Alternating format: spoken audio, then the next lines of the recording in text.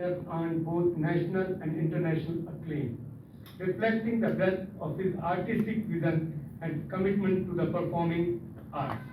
Shri Prasad made a significant impact in parallel cinema with his debut in the 1990s plays in Kannada cinema.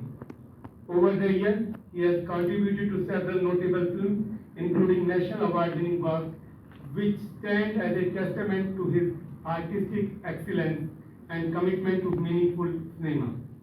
Some of the films include Kannur Hegedeti, Beru, Tuturi, Ava, Gagara, Beta da Jiva, Adhasa, Drishya, etc. Tutori, Gagara, Beta da Jiva, Prapta, Sandigda, Eka Chakra won national or international awards. He has founded and operates through an international platform for meaningful cinema titled Voicing Silence that comprise countries around the world who are committed to meaningful visual ventures. He strives and looks forward to being associated with scripts that challenge him intellectually and documents that have never been discussed about.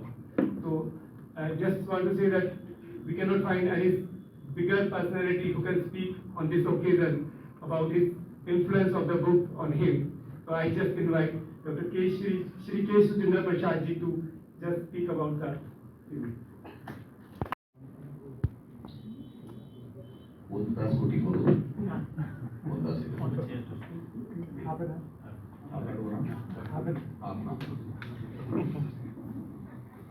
ನಿಗದಿತ ಸಮಯದೊಳಗೆ ಮುಗಿಸ್ಕೋತೀವಿ. ವ್ಯಕ್ತಿ ಮತ್ತು ಪುಸ್ತಕಗಳು ಈ ಮಾಲಿಕೆಯಲ್ಲಿ ಸಾಹಿತ್ಯ academy ವಿಶ್ವ ಪುಸ್ತಕದ ದಿನ. ಸಾಮಾನ್ಯವಾಗಿ ನಾವು ಎಲ್ಲದಕ್ಕೂ ಒಂದು ದಿನ ಮಾಡ್ಕೊಂಡಿದ್ದೀವಿ. ಪುಸ್ತಕ ದಿನ ಒಂದು ಇನ್ನೊಂದು ತುಂಬ ಚೆಲ್ಲೋ ಹಾಗೆ ತಪ್ಪಿಲ್ಲ.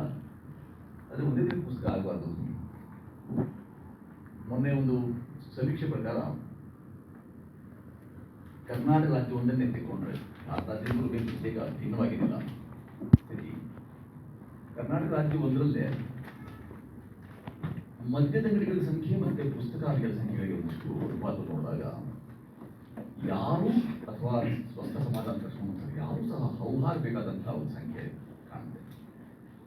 ಪ್ರಕಟಣಾಲಯ, ಪುಸ್ತಕಾಲಯ ಅನುಕೂಲವನ್ನು ಗಮನಿಸಿಕೊಂಡಾಗ ಅನುಪಾತ ಇದೆಯಲ್ಲ, ತುಂಬ ಸ್ವಸ್ಥ ಸಮಾಜ, ತುಂಬ ಸಮೃದ್ಧ ಸಮಾಜವನ್ನು ಕಟ್ಟೋಕ್ಕೆ ನಾವು ಸಿದ್ಧವಾಗಿದ್ದೇವೆ ಅಂತ ಅನಿಸುತ್ತೆ. ಅದೆಲ್ಲದರ ನಡುವೆ ನಾವು ವಿಶ್ವ ಪುಸ್ತಕ ದಿನ ಸಂಭ್ರಮದಿಂದ ಆಚರಣೆ ಮಾಡ್ತಾ ಇದ್ದೇವೆ. ಮತ್ತು ವ್ಯಕ್ತಿ ಮತ್ತು ಪುಸ್ತಕಗಳು ಈ ಮಾಲಿಕೆಯಲ್ಲಿ ನಮ್ಮನ್ನು ಪ್ರಭಾವಿಸಿದ ಪುಸ್ತಕಗಳ ಕುರಿತು ಮಾತನಾಡಿ ಸಭಿಕರೊಂದಿಗೆ ಸಂವಾದ ಇದೆ. ತುಂಬ ಯುಕ್ತವಾದಂತಹ ಶ್ಲಾಘ್ಯ ಮತ್ತು ಸ್ತುತ್ಯ ಕೆಲಸ ಇದೆ. ಅಕಾಡೆಮಿ ಅಂತಹ ಒಂದು ಕೆಲಸ ಇದೆ. ಅಕಾಡೆಮಿ ಅನ್ನೋದೊಂದು ಶಿರೋನಾಮೆ ಅಡಿಯಲ್ಲಿ ಮಾಡಬೇಕಾದ ಕೆಲಸಗಳಿಗೆ ಒಂದು ಯಾಕೆ ಹೇಳ್ತೀವಿ ಅಂತಂದರೆ, ಅನೇಕ ಪ್ರಾಧಿಕಾರಗಳಿವೆ, ಸಂಸ್ಥೆಗಳಿವೆ, ಸಂಘಟನೆಗಳಿವೆ. ಎಲ್ಲದರ ನಡುವೆ ಪುಸ್ತಕ ಮತ್ತು ಪುಸ್ತಕದ ಓದು ಕಳೆದು ಹೋಗ್ತಾ ಇದೆ ಅನ್ನೋದನ್ನು ನಾವು ಇದು ಗಮನೀಯ ಅಂಶ ನನಗೆ ಭಾಸವಾಗುತ್ತೆ. ಪ್ರಭಾವಿಸಿದ ಪುಸ್ತಕಗಳು ಅನೇಕ ಇರ್ತವೆ ಮನುಷ್ಯರಿಗೆ. ಸಾಮಾನ್ಯವಾಗಿ ಒಂದು ನಿಜವಾಗ ಓದುವನಾದರೆ ಅನೇಕ ಪುಸ್ತಕಗಳನ್ನ ಓದಿ ತಾನು ಪ್ರಭಾವಿತನಾಗುವುದು ಸಹಜವಾದ ಪ್ರಕ್ರಿಯೆ. ತುಂಬ ಒಳ್ಳೆಯ ಕೈಂಕರ್ಯ ಅದು. ಓದು ನೀಡಬಹುದಂತಹ ಸಾಂಗತ್ಯ ಇನ್ಯಾವ ಮನುಷ್ಯರಿಂದಲೂ ಸಾಧ್ಯವಾಗಲ್ಲ ಅನ್ನೋದನ್ನ ಎಲ್ಲರೂ ಬಲ್ಲೆವು. ಎಲ್ಲ ಹಿರಿಯರು ಮತ್ತೆ ದಿಗ್ಗಜರೇ ಇರೋದ್ರಿಂದ ವಿವರಣೆ ಬೇಕಾಗುತ್ತೆ ಅಂತ ಅನ್ಸಲ್ಲ. ಆದರೆ ಈ ದಿನ ನಾವು ಯಾವುದೋ ಒಂದು ಆಯ್ಕೆ ಮಾಡ್ಕೊಳ್ಳೇಬೇಕಾಗಿತ್ತು, ಯಾರನ್ನಾದ್ರೂ ಆಯ್ಕೆ ಮಾಡ್ಕೊಳ್ಬೇಕಾಗಿತ್ತು. ಆ ಕಾರಣಕ್ಕಾಗಿ ಹಲವು ಕಾರಣಗಳಿವೆ. ಅದಕ್ಕೆ ಹಲವು ಮಕ್ಕಳಿವೆ, ಹಲವು ವಿಚಾರಗಳಿವೆ ಈ ಬರಹ ಮತ್ತೆ ಆ ಬರಹದಿಂದ ರಚಯಿತನಿಗೆ. ಬೆಳಗೆರೆ ಕೃಷ್ಣಶಾಸ್ತ್ರಿ ಇದ್ದಾರಲ್ಲ, ಅವರು ಮತ್ತೆ ಅವರ ಹಿರಿಯ ಸಂತಾನ ಅಂದರೆ ಅವರ ತಂದೆಯವರಾಗಿರ್ಬೋದು, ಆನಂತರ ಬಂದಂತಹ ಅವರ ಕುಟುಂಬಸ್ಥರಾಗಿರ್ಬೋದು, ಅವರೆಲ್ಲರೂ ಆಯ್ಕೆ ಮಾಡಿಕೊಂಡ ಅಕ್ಷರದ ಲೋಕ ಇದೆಯಲ್ಲ, ಅದರ ಮುಖಾಂತರ ಆದಂಥ ಕೆಲಸಗಳಿದೆಯಲ್ಲ, ಅವುಗಳನ್ನ ಓದ್ತಾ ಹೋದಾಗ ಈಗ ಓದೋದ ವರ್ಗೀಕರಣ ಇದೆ, ನಮಗೆ ವಿಭಜೀಕರಣ ಇದೆಯಲ್ಲ, ಬೇರೆ ಬೇರೆ ಸಾಹಿತ್ಯದ ಪ್ರಕಾರಗಳನ್ನು ಕರ್ಕೊಂಡಿದ್ದೇವೆ. ಹೆಸರು ಅಪ್ರಸ್ತುತ, ಶೀರ್ಷಿಕೆಗಳ ಅಪ್ರಸ್ತುತ. ಆದರೆ ಆ ಎಲ್ಲ ಸಾಹಿತ್ಯ ವಲಯದ ಬೇರೆ ಬೇರೆ ಪ್ರಕಾರಗಳನ್ನು ನೋಡಿದಾಗಲೂ ನಮ್ಮ ಹೊಟ್ಟೆ ಉಳಿಯುತ್ತೆ ಅಂತಂದರೆ ಸಹಿತವಾದ್ದು ಸಾಹಿತ್ಯವಲ್ಲವೇ, ಅಹಿತವಾದ್ದು ಸಾಹಿತ್ಯವಾದೀತೆ ಅಂತ ಯಾವಾಗಲೂ ಅನಿಸುತ್ತೆ. ವಿಗ್ರಹ ವಾಕ್ಯವೇ ಸಾಹಿತ್ಯಕ್ಕೆ ಏನು ಅಂತ ಹೇಳಿದ್ರೆ ಸಹಿತವಾದ್ದು ಅಂತ. ನಾವು ಅಹಿತವನ್ನೇ ಸಾಹಿತ್ಯ ಅಂತ ಹೇಳ್ಬೋದೇ ಅನ್ನೋ ಪ್ರಶ್ನೆ ಯಾವತ್ತೂ ನನ್ನ ಕಾಡಿರುತ್ತೆ. ಇದು ವೈಯಕ್ತಿಕ ಹೌದು. ಇತರರಿಗೂ ಹಾಗಾಗಿ ಭಾವಿಸಿರಬಹುದು. ಬೆಳಗೆರೆ ಕೃಷ್ಣಶಾಸ್ತ್ರಿಗಳು ತಮ್ಮ ಸಾಹಿತಿಗಳ ಸ್ಮೃತಿ ಎಲೆ ಮರೆಯ ಅಲರು, ಮಾತು ನನ್ನೋವು ಎಳ್ಳೆ, ಮರೆಯಲಾದೀತೆ ಇಂಥ ಕೃತಿಗಳನ್ನೆಲ್ಲ ತಂದಂಥರು. ಸ್ವತಃ ಮೇಷ್ಟ್ರಾಗಿ, ರಾಷ್ಟ್ರ ಪ್ರಶಸ್ತಿಗೆ ದರ್ಜೆ ಶಿಕ್ಷಕರಾಗಿ ನಾಟಕಗಳನ್ನು ಬರೆದಂಥದ್ದು ಇದೆಲ್ಲೂ ಗಮನಿಸಿದಾಗ ಯಾಕೆ ನಾನು ಅವ್ರಿಗೆ ಅವರ ಈ ಬರಹವನ್ನು ಈ ಸಂದರ್ಭಕ್ಕೆ ಆಯ್ಕೆ ಮಾಡಿಕೊಂಡೆ ಅಂತ ನಾನೇ ಯೋಚನೆ ಮಾಡ್ಕೊಂಡಾಗ ನಾನು ಹೊಡೆದಂತ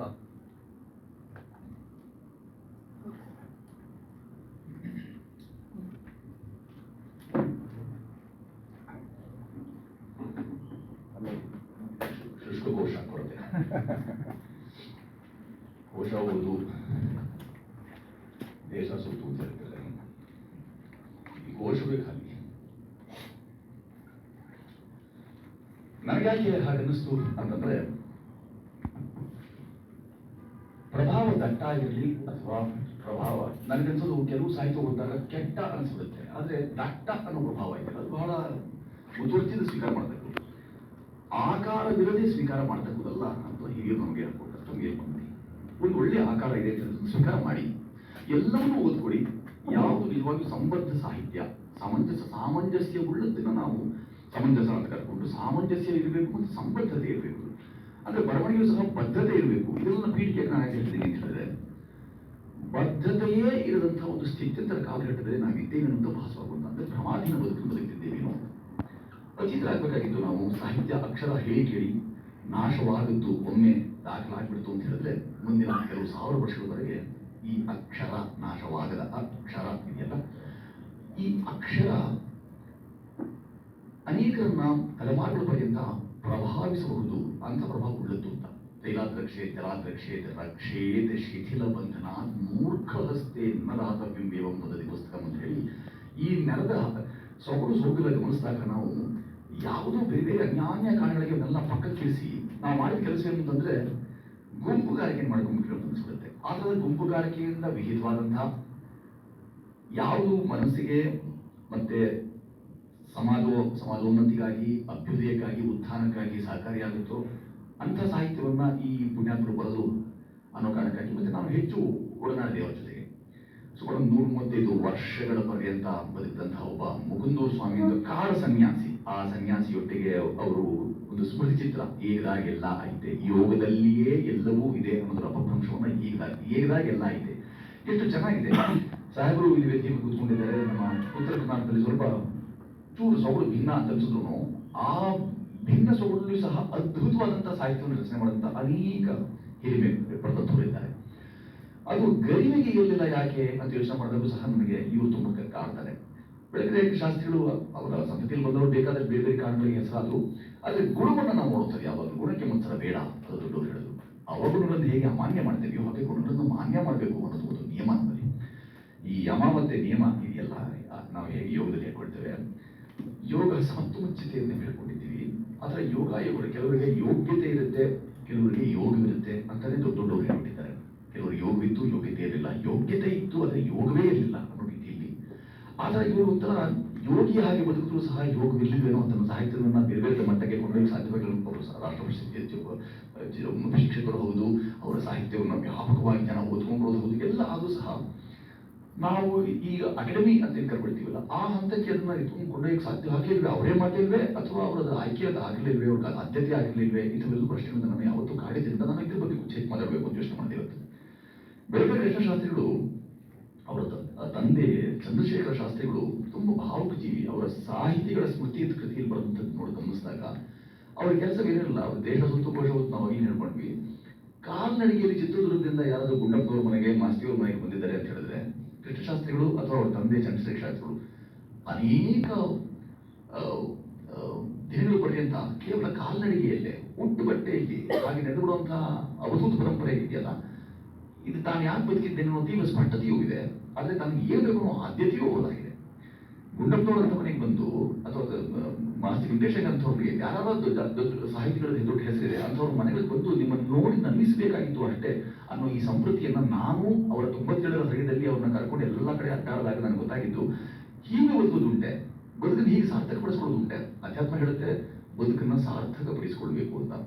ಅಂದ್ರೆ ಸಾರ್ಥಕ ಅಂದ್ರೆ ಏನು, ವ್ಯಾಖ್ಯಾನ ಬೇರೆ ಬೇರೆ, ವ್ಯಕ್ತಿಯಿಂದ ವ್ಯಕ್ತಿಗೆ ಭಿನ್ನವಾಗುತ್ತೆ. ಯಾಕೆ ಇವರಿಗೆ ಯಾರು ಎಚ್ ಎಸ್ ಪಾರ್ವತಿ ಅವರು ನಮ್ಮೆಲ್ಲರೂ ಗೊತ್ತಿರೋಕೆ ಬರಗಾರ್ತಿ. ಅವರು ನಾವು ನೋಡಬೇಕು ಅಂತ ಒಮ್ಮೆ ಹೇಳಿದ್ರು. ನಾನು ಇದನ್ನ ಯಾಕೆ ಸ್ವಲ್ಪ ವಿಗತವಾಗಿ ಹೇಳ್ತಾ ಇರ್ತೀನಿ, ಮಧ್ಯದಲ್ಲಿ ಹೋಗ್ಬಿಡ್ತೀನಿ ಅಂದ್ರೆ, ಪ್ರಜ್ಞಾ ಪ್ರವಾಹ ಇರೋದೇ ಹಾಗೆ. ಈ ಪ್ರಜ್ಞಾ ಪ್ರವಾಹದಲ್ಲಿ ಮಧ್ಯದಲ್ಲಿ ಇರೋರು ನುಸುಳಿಗೆ ಹೋಗ್ಬಿಡ್ಬೋದು ಅಂತ, ತಪ್ಪಿ ಹೋಗ್ಬಾರ್ದು ಅನ್ನೋ ಕಾರಣಕ್ಕಾಗಿ ಕೊಡೋ ವಿವರ ಏನು ಅಂತಂದ್ರೆ, ನಾನು ನೋಡ್ಬೇಕು ಎಚ್ ಎಸ್ ಪಾರ್ವತಿ ಅವ್ರನ್ನ. ನನಗೆ ಚೆನ್ನಾಗಿ ಗೊತ್ತು, ನಾವೆಲ್ಲ ಅವರ ಮಗಳು ಇತ್ಯಾದಿ ನಾವೆಲ್ಲ ರಂಗಕರ್ಮಿಗಳು, ಹಾಗಾಗಿ ನಾವು ಹೋಗ್ತೇವೆ, ಅವರ ಕಾಣಿಸ್ತೇನೆ ಅಂತ ಹೇಳಿದಾಗ ಬೆಳಗ್ಗೆ ಕೃಷ್ಣಶಾಸ್ತ್ರಿಗಳು ಬೆಳಗ್ಗೆ 7ಕ್ಕೆ ತಾವು ಸಿದ್ಧ 97ರ ಹರೆಯ ಸಿದ್ಧವಾಗಿದ್ದು ಎಂತ ತಡವಾಯ್ತಲ್ಲ, ಅವ್ರು ಹೋದಾಗ ನಾವು ಸಮಯ ಕೊಟ್ಟಿದ್ವಿ, ಬೇಗ ಹೋಗಿಲ್ಲ ಅಂತಂದ್ರೆ ಅದು ಅಪಚಾರ ಹೋಗುತ್ತೆ, ಒಳ್ಳೇದಲ್ಲ ಅಂತ ಹೇಳಿದ್ರು. ಅವ್ರು ಕರ್ಕೊಂಡೋಗಿ ಮನೆ ನಮಗೆ ನಿತ್ಯ ಬಳಕೆ ಮಾಡುವಂಥ ಮನೆ ಅದು. ಹಾಗಾಗಿ ಮನೆ ಹೋದ ಕೂಡಲೇ ಈ 1 ನಿಮಿಷ ಆಗಿತ್ತು, ಮನೆ ಮುಂದೆ ನಿಲ್ಲಿಸಿದ ನಂತರ ಮತ್ತೆ ವಾಹನವನ್ನು ತಿರುಗಿಸ್ಕೊಂಡ್ರು. ಎಲ್ಲಿಗೆ ಹೋಗ್ಬೇಕು ಅಂತ ಹೇಳಿದ್ರೆ ಬರಿಗೇಲಿ ಹೋಗ್ಬಾರ್ದು, ದೊಡ್ಡವ್ರು ನೋಡೋದಕ್ಕೆ ಅಂತ ಹೇಳಿ ಹಣ್ಣನ್ನು ಹುಡುಕ್ತಾ ಹೋದ್ವಿ. ಅಲ್ಲೆಲ್ಲೂ ಶಾಸ್ತ್ರಿ ನಗರ ಅದು, ಅಲ್ಲೆಲ್ಲೂ ಸಿಗ್ತಿರ್ಲಿಲ್ಲ. ಹುಡುಕ್ತಾ ಹೋದ್ವಿ ಹಣ್ಣು ಸಿಕ್ಕಾದ ಮೇಲೆ 10 ನಿಮಿಷ ತಡವಾಗೋಯ್ತಲ್ಲ ಅಂತ ಹೇಳಿ ಲೌಗೆ ಅಂತ ಎಳೆದವೆ ಕಾಲುಗಳನ್ನು ಎಳೆದಾಡ್ಕೊಪ್ಪ. ಅನಾರೋಗ್ಯ, ಕಾಲು ಸರಿಯಿರಲಿಲ್ಲ, ಹೃದಯ ಶಸ್ತ್ರಚಿಕಿತ್ಸೆಗಳೆಲ್ಲ ಆಗಿದ್ವು ಅವ್ರಿಗೆ, ತೆರೆದ ಹೃದಯ ಶಸ್ತ್ರಚಿಕಿತ್ಸೆ ಅದು. ಅವ್ರ ಮನೆಗೆ ಹೋದಾಗ ನಾನು ಅವಾಕ್ಕಾಗಿದ್ದು ಯಾಕೆ ಅಂತ ಹೇಳಿದ್ರೆ, ಇವರು ಅವರನ್ನು ಬಲ್ಲು ಅಂತ ಬಂದರು. ಎಚ್ ಎಸ್ ಪಾರ್ವತಿ ಅವರಿಗೆ ಕೃಷ್ಣಶಾಸ್ತ್ರಿಗಳನ್ನ ಕೇಳಿ ಗೊತ್ತು, ನೋಡಿ ಗೊತ್ತೇ ಇಲ್ಲ. ನನ್ನಲ್ಲಿ ಕೊಟ್ಟ ವಿವರ ಇವರು ಹೇಗೆ ಅಂದರೆ, ಅದ್ಭುತವಾದಂತಹ ಕೆಲಸವನ್ನು ಮಾಡಿದ್ದಾರೆ ಅವರು. ನಾನು ಅವರನ್ನ ಬಹಳ ಕಾಲ ಒಡನಾಡಿದ್ದೇನೆ, ಅವ್ರ ಜೊತೆಗೆ ನಾನು ಎಷ್ಟು ಮಾತಾಡಿದ್ದೇನೆ, ಎಷ್ಟು ವಿಚಾರ ಹಂಚ್ಕೊಂಡಿದ್ದೇನೆ ಅಂತೆಲ್ಲ ನನಗೆ ಕೊಟ್ಟು ಪಟ್ಟಿ ನೋಡಿದ್ರೆ ಪ್ರಾಯ ನನಗೇನೋ ಸಿಗ್ಬೋದಿಲ್ಲ, ಲಭ್ಯವಾಗುತ್ತೆ. ನಾನು ಯೋಚನೆ ಮಾಡಿದ್ರೆ ಅವರಿಬ್ಬರು ಆಗಂತಕರು ಅಪರಿಚಿತರಾಗಿ ಅರ್ಧ ತಾಸು ಕೂತಿದ್ರು. ಇದೇ ನೀವು ಗೊತ್ತಿರ್ಬೇಕಾದ್ರೆ ಇವ್ರು ಯಾರು ಅಂತ ಕೇಳಿದ್ರು. ಇವ್ರು ಬೆಳಗ್ಗೆ ಕೃಷ್ಣಾಸ್ತ್ರಿ ಹೆಸರು ಗೊತ್ತು, ಇವರೇನೆ ಅಂತ ಕೇಳಿದ್ರು ಎಚ್ ಎಸ್ ಪಾರ್ವತಿ ಅವರು.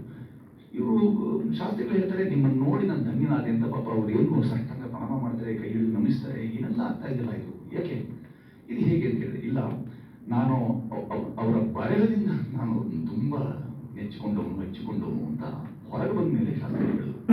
ಅಂತ ಪ್ರಕರಣಗಳು ಅನೇಕ. ನಾನು ಕೊಟ್ಟ ಅರ್ಧ ತಾಸಿನಲ್ಲಿ ಇದೆಲ್ಲೂ ಹೇಳಕ್ಕೆ ಸಾಧ್ಯವಾಗುವ ಕಾರಣಕ್ಕಾಗಿ ಒಂದು ಪ್ರಸಂಗವನ್ನು ನಾನು ನಿಮ್ಮ ಮುಂದೆ ಹೇಳ್ತಾ ಇದ್ದೇನೆ.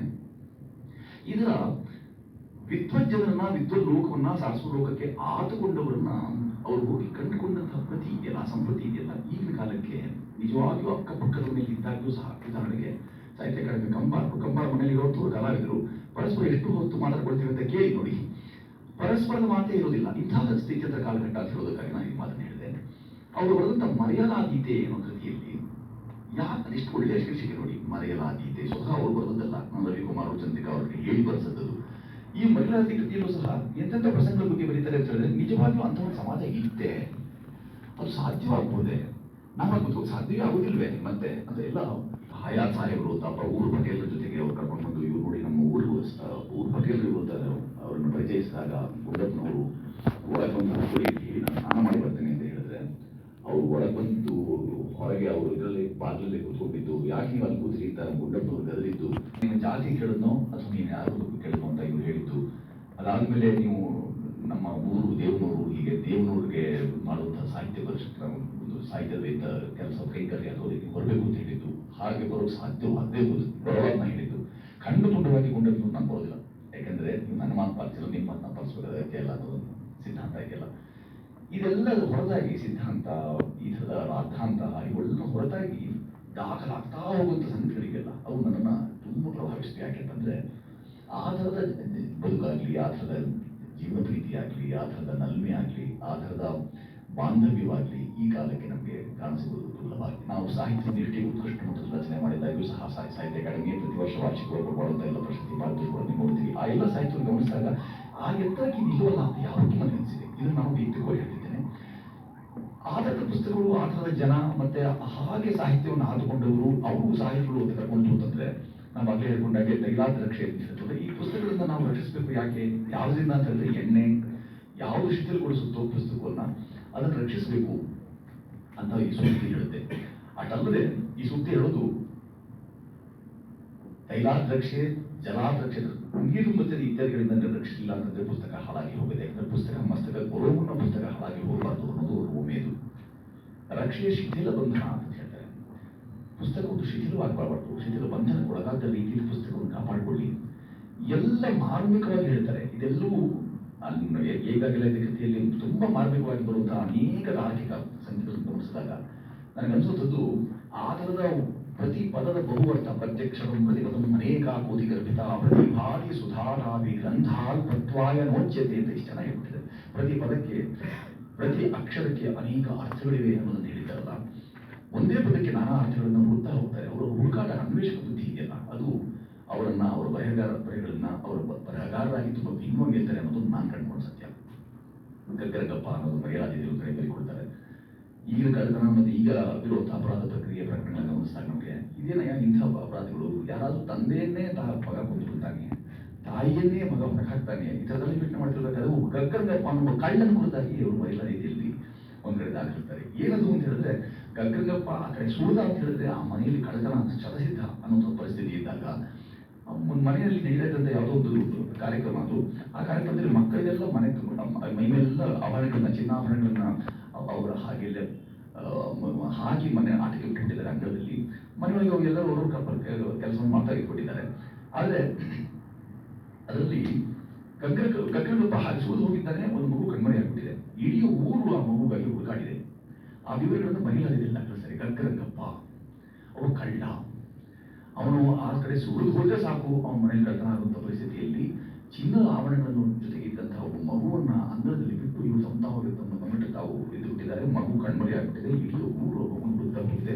ಸಾಯಂಕಾಲ ಸೂರ್ಯಾಸ್ತದ ಸಮಯ, ದೂರದಲ್ಲಿ ಯಾವುದೋ ಒಂದು ಆಕೃತಿ ಬರ್ತಾ ಇದೆ. ನೋಡ್ತು ಅಂದ್ರೆ ಗಗ್ಗರಗಪ್ಪ ಮಗುವನ್ನು ಎತ್ಕೊಂಡು ಬರ್ತಾ ಇದ್ದಾನೆ. ಓ, ಗಗ್ಗರಗಪ್ಪ ಮೈ ಮೇಲಿನ ಆಭರಣಗಳನ್ನೆಲ್ಲ ಕಿತ್ಕೊಂಡು ಏನು ಮಗು ಸಾಯಿಸಿ ತಂದುಬಿಟ್ಟಿದ್ದಾನೆ ಅಂತ ಇವರು ಲೆಕ್ಕಾಚಾರ. ಅಂದ್ರೆ ಪೂರ್ವಕ ಪೀಡನೆ ನಾವೇನು ಕಳ್ಕೊಳ್ತೀವಲ್ಲ, ನಾವೆಲ್ಲರೂ ಪೀಡಿತು ಹೇಗೆ ಪೀಡನೆ ನಮ್ಮಲ್ಲಿ ಮನೆ ಮಾಡಿಬಿಟ್ಟಿದೆ ಅನ್ನೋದನ್ನ ಎಷ್ಟು ಚೆನ್ನಾಗಿ ವಿವರಿಸ್ತಾ ಹೋಗ್ತಾರೆ ಅವರು. ಗಗ್ಗರಗಪ್ಪ ಬಂದು ಹೇಳೋ ಮಾತೇನು ಅಂತಂದ್ರೆ, ಯಾರಿಗೂ ಯಾವ ಕಾಲಕ್ಕೂ ಸಾರ್ವಕಾಲಿಕವಾಗಿ ಸಿಗುವ ಸತ್ಯ ಏನು ಅಂತಂದ್ರೆ, ಏನಮ್ಮ ಕಳ್ಳದ ಓಡಾಡೋ ಜಾಗ ಮಗುವನ್ನ ಆಭರಣ ಜೊತೆಗೆ ಹಾಗೆ ಅಂಗದಲ್ಲಿ ಬಿಟ್ಟು ಸುಮ್ಮನೆ ಕೂತಿದ್ದೀರಲ್ಲ, ಜೋಪಾನ ಮಾಡ್ಕೊಡಿ, ಮೈಮೇಲೆ ಆಭರಣಗಳು ಸರಿಯಾಗಿ ನೋಡ್ಕೊಡಿ. ಅಲ್ಲಪ್ಪ ನೀನು ಕಳ್ಳ, ನೀನು ಏನೋ ಮಾಡ್ಕೊಡ್ತೀಯ ನಾನು ಭಾವಿಸಿದ್ದೆ ಅಂತ ಅವರು ತೃಪ್ತಿಯಾಗಿ ಹೇಳಿದಾಗ ಗಗ್ಗರಗಪ್ಪ, ನಾನು ಒಬ್ಬ ನಿಷ್ಠಾವಂತ ಕಳ್ಳ, ನನಗೂ ನಿಷ್ಠೆ ಇದೆ ಕಳ್ಳತನಕ್ಕೆ, ಯಾವುದಕ್ಕೆ ಕಳ್ಳತನ ಮಾಡಬೇಕು ಮಾಡಬಾರ್ದು ಅಂತ ನನಗೂ ಚೆನ್ನಾಗಿ ಗೊತ್ತಿದೆ ಅನ್ನೋ ಮಾತನ್ನು ಎಷ್ಟು ಸ್ವಾರಸ್ಯಕರವಾಗಿ ಹೇಳ್ಬಿಡ್ತಾರೆ. ಮುಗುಂದೂರು ಸ್ವಾಮಿಗಳ ಜೊತೆಗೆ ಅವರು ಒಟ್ಟಾಟ ಮಾಡ್ತಿರ್ಬೇಕಾದಾಗ ನನಗೆ ಅರ್ಥವೇ ಆಗಿಲ್ಲ. ಅವರು ಸುಮ್ಮನೆ ಯಾವುದೋ ಒಂದು ಇದನ್ನ ನೋಡ್ತಾ ಕೂತ್ಕೊಳ್ತಾರೆ. ತೊರೆ ಹರಿದಾರದಲ್ಲಿ ಗುಳ್ಳಿಗಳು ನೋಡ್ಕೊಂಡು ಅದನ್ನ ಬದುಕಿಗೆ ಅನ್ವಯ ಮಾಡ್ಬಿಡ್ತಾರೆ. ಆನ್ವಯಿಕ ಸತ್ಯಗಳನ್ನ ಇಷ್ಟು ಚೆನ್ನಾಗಿ ಹೇಳ್ತಾರಲ್ಲ, ಅದು ಹೇಗೆ? ಹಾಗಾಗಿ ನಾನು ಹೇಳೋದು, ಮೂರ್ಖ ಹಸ್ತೆ ಮದ ಪುಸ್ತಕವಂತ ಏನಾದ್ರೂ ಮಾಡಿ ಹೇಗೆ ಬೇಕಾದ್ರೂ ಕಾಪಾಡ್ಕೊಳ್ಳಿ ಪುಸ್ತಕವನ್ನು, ಆದರೆ ಮೂರ್ಖರ ಕೈಗೆ ಮಾತ್ರ ಅದನ್ನು ಕೊಡಬೇಡ, ಪುಸ್ತಕವೇ ಅಲವತ್ತುಕೊಳ್ಳುತ್ತೆ ಅನ್ನೋದನ್ನ ಸೂಕ್ತಿ ಹೇಳುತ್ತೆ ಅಂತ ಎಲ್ಲರೂ ನೆನಪಿಸ್ಕೊಳ್ತಾರೆ. ಯಾವಾಗಲೂ ಹೇಳ್ತಿತ್ತು, ಮಾತು ನಮ್ಮ ಎಳ್ಳೆ ಅಂತ. ಅವರು ಆಶು, ನಮ್ಮ ಚಂದ್ರಶೇಖರ ಶಾಸ್ತ್ರಿಗಳು ಇವ್ರ ತಂದೆ ಆಶು ಕವಿತ್ವ ಅವರು ಮಾತು ನನ್ನ ಎಳ್ಳೆ ಅನ್ನೋದನ್ನೇ ಅವರು ಅರ್ಥ ಹೇಳೋದು. ಎಲ್ಲಿಂದ ನೀ ಬಂದೆ, ಎಲ್ಲಿಗೆ ಪ್ರಯಾಣ ಬಂದೆ, ಮಾತು ನನ್ನ ಎಳ್ಳೆ ಅಂತ ಹೇಳ್ಕೊಂಡು ಅವರು ಗಾಂಧಿ ಬಗ್ಗೆ ಆಗಲಿ ಯಾರ ಬಗ್ಗೆ ಆದರೂ ಒಂದೊಂದು ಆ ಕ್ಷಣದಲ್ಲಿ ತತ್ಕ್ಷಣ ರಚನೆ ಮಾಡಿದಂಥ ಆಶು ಅವರ ಕವಿತೆ ಅಥವಾ ಅವರ ಸಾಹಿತ್ಯ ಇದೆಯಲ್ಲ, ಅದರಿಂದ ಪ್ರಭಾವಿತರಾಗಿ, ಅದರಿಂದ ಪ್ರೇರಿತರಾಗಿ, ನಮ್ಮ ತಂದೆಯಿಂದ ಪ್ರಭಾವಿತರಾಗಿ ಬೆಳೆದ ಸವಿಯದವ ಸಕ್ಕರೆಯ ರುಚಿ ಏನ್ ಬಲ್ಲ ಬೆಪ್ಪನವ ಒಬ್ಬನೇ ಸಕ್ಕರೆ ಎಂಬ. ಇದೇನಿಂತ ಸಾಮಾಜಿಕ ವಿಪ್ಲವ ಇದೆಯಲ್ಲ, ಒಂದೊಂದು ಪ್ರತಿ ಪದಕ್ಕೆ ಬೇರೆ ಬೇರೆ ಅರ್ಥಗಳು ಬರ್ತಾ ಇದೆಯಲ್ಲ. ಇದರಲ್ಲಿ ಧ್ವನ್ಯರ್ಥ ಬೇರೆ, ಲಕ್ಷ್ಯಾರ್ಥ ಬೇರೆ, ಸೂಚ್ಯಾರ್ಥ ಬೇರೆ, ವಿಶಿಷ್ಟಾರ್ಥ ಬೇರೆ, ವಿಶಾಲಾರ್ಥ ಬೇರೆ, ವಿಶಿಷ್ಟಾರ್ಥ ಬೇರೆ, ಸಂಚಿತಾರ್ಥ ಬೇರೆ, ಮಜಿತಾರ್ಥ ಬೇರೆ. ಪ್ರತಿ ಪದಕ್ಕೆ ಇಷ್ಟು ನಾನಾ ಅರ್ಥಗಳನ್ನು ನೀವೆತ್ತು ಹೇಗೆ ಕೊಟ್ಟು ತಗೊಳ್ತಿದ್ದು ಹೇಗೆ ಅಂದ್ರೆ, ನಾನು ತಗೊಂಡಿದ್ದು ಬಹಳ ಕಡಿಮೆ. ಸಾಸಿವೆ ಅಂದ್ರೆ ಅದೊಂದು ವಿನೀತ ಭಾವ ಹೊಂದಿತ್ತಲ್ಲ, ಆ ವಿನೀತ ಭಾವ ನನ್ನ ಹೆಚ್ಚು ಪ್ರಭಾವಿಸ್ತು ಅಂತ. ಹಾಗೆ ಯಾರು ಇದ್ರೂ ಸಹ ಅವ್ರ ಜೊತೆಗೆ ನಾವು ಎಲ್ಲಿಗೂ ಹೋಗೋಕೆ ಸಾಧ್ಯವಾಗುತ್ತೆ. ನಡೆದುಬಿಡಬಹುದು, ಯಾವುದೇ ದೇಶಕ್ಕೆ, ಯಾವುದೇ ಲೋಕಕ್ಕೆ ನಡೆದುಬಿಡಬಹುದು. ಬೇಕು ಇಂಥವ್ರ ಸಾಂಗತ್ಯ ಅಂತ ಅನ್ಸುತ್ತೆ. ಇಂಥವ್ರ ಸಾಂಗತ್ಯ, ಇಂಥವ್ರ ಸಾಹಿತ್ಯ ಇಟ್ಕೊಂಡು ನಾವು ಅಭೂತಪೂರ್ವವಾಗಿ ಬದುಕನ್ನು ಕಟ್ಕೊಳ್ಳೋಕೆ ಸಾಧ್ಯವಾಗುತ್ತೆ ಅಂತ ನಮಗೆ ಅನ್ನಿಸಿದ್ದಕ್ಕಾಗಿ ಇಂಥವನ್ನೆಲ್ಲರೂ ಮರೆಯಲಾದೀತೆ ಅನ್ನೋ ಕಾರಣಕ್ಕಾಗಿ ಮರೆಯಲಾದಿ ಕೃತಿ ಅವರ ಕೃತಿಗಳನ್ನೆಲ್ಲ ಆಯ್ಕೆ ಮಾಡ್ಕೊಂಡಿದ್ದು. ನಮ್ಮ ಎಷ್ಟೋ ಜನರು ಇದರಲ್ಲಿ ಓದಿರ್ಬೋದು, ಈಗಾಗಲೇ ಈ ಕೃತಿಯನ್ನು ಅಕಸ್ಮಾತ್ ಓದಿಲ್ಲ, ಮೈಲಾದಿ ಕೃತಿ ಓದಿಲ್ಲ, ಸಾಹಿತ್ಯ ದಿಗ್ಗಜರು ಅಥವಾ ಸಾಹಿತಿಗಳ ಸ್ಮೃತಿ ಕೃತಿ ಅಕಸ್ಮಾತ್ ಓದಿಲ್ಲ, ಅಕಾಡೆಮಿ ಗಮನ ಹಚ್ಚಿಲ್ಲ ಅಂತ ಹೇಳಿದ್ರೆ ಅದಕ್ಕೆ ಖಂಡಿತವಾಗಿ ಇದನ್ನೆಲ್ಲ ಯೋಚನೆ ಮಾಡಿದಂತಹ ಪ್ರವೃತ್ತಿ ಅಲ್ಲವೇ ಅಲ್ಲ. ಸಾಹಿತ್ಯದ ಮುಖಾಂತರ ಅದು ಅಭಿವ್ಯಕ್ತಿ ಸಂವಹನಕ್ಕಾಗಿನ ಪ್ರಬಲ ವೇದಿಕೆ ಅಥವಾ ಮಾಧ್ಯಮ ಅಂತ ಅಷ್ಟೇ ಯೋಚನೆ ಮಾಡಿದ್ರು.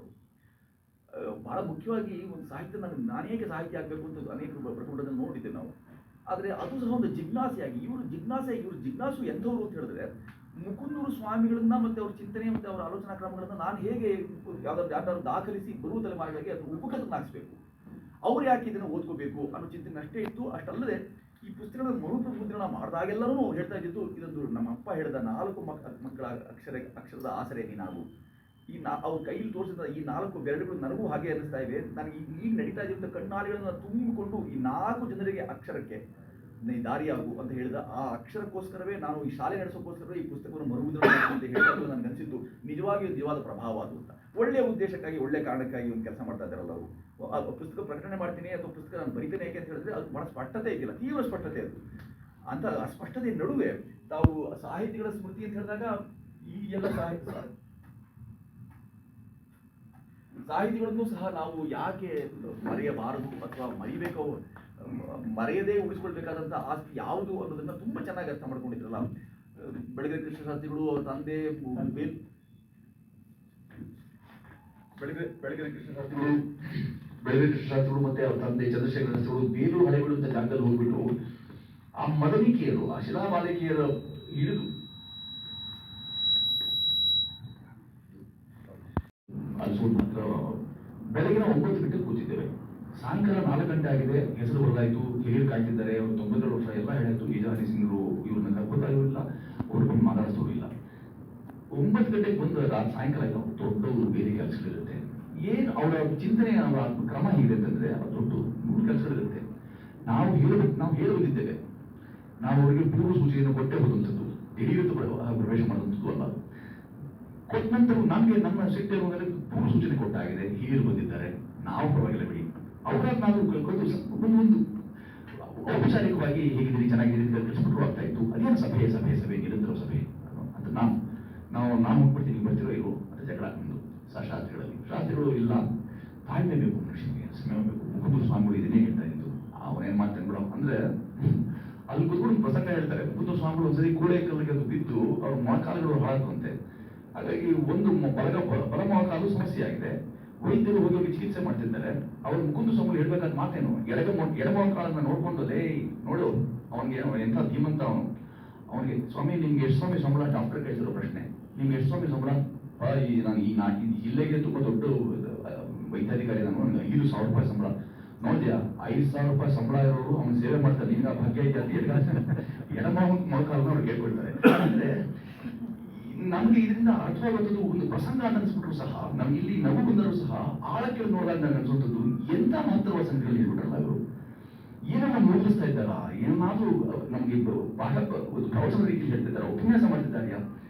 ಉಪನ್ಯಾಸ ಅಂದ್ರೆ ಉಪ ಅಂದ್ರೆ ಹತ್ತಿರ ಅಂತ ನಾವು ಉಪನ್ಯಾಸ ಅಂತ ಕರಿತೀವಿ, ಉಪವಾಸ ಅಂತ ಕರಿತೀವಿ. ಉಪವಾಸ ಅಂತಂದ್ರೆ ತಿಂದೇ ಇರೋದು ಅಂತಲ್ಲ, ಉಪವಾಸ ಅಂದ್ರೆ ಉಪಯ ವಸತಿ ಇದೆ. ಉಪವಾಸ ಯಾರು ಸೃಷ್ಟಿಕರ್ತ ಇದ್ದಾನೆ ಅಂಥವನಿಗೆ ಹತ್ತಿರ ಆಗೋ ಪ್ರಯತ್ನ ಮಾಡ್ತಾರೋ ಅದು ನಿಜವಾದ ಉಪವಾಸ ಅಂತ. ಇದೆಲ್ಲವನ್ನು ಯಾರು ಹೇಳಿಲ್ವ ನಮಗೆ ಸಾಹಿತ್ಯದಲ್ಲಿ? ನಾವು ಸಾಹಿತ್ಯದ ವಿದ್ಯಾರ್ಥಿಗಳಾಗಿ ಓದ್ಕೊಂಡ್ವಿ.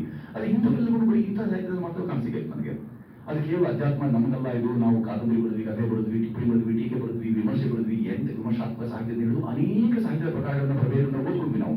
ಆದ್ರೆ ಎಲ್ಲ ಓದ್ಕೊಂಡಿದ ನಂತರ ನನಗೆ ಈ ತರದ ಅಭಿರುಚಿ ಇರುವಂತ ಮತ್ತೆ ನನಗೆ ರುಚಿಸುವಂತ ಯಾರೋ ಇಂಥ ಸಾಹಿತ್ಯ ಅಂತ ಇದರಿಂದ ಅಡಕಾಕಿಯಲ್ಲ, ಅದು ತುಂಬಾ ಕಣ್ಣಿಗೆ ರಾಚುವ ಹಾಗೆ. ಹೌದು.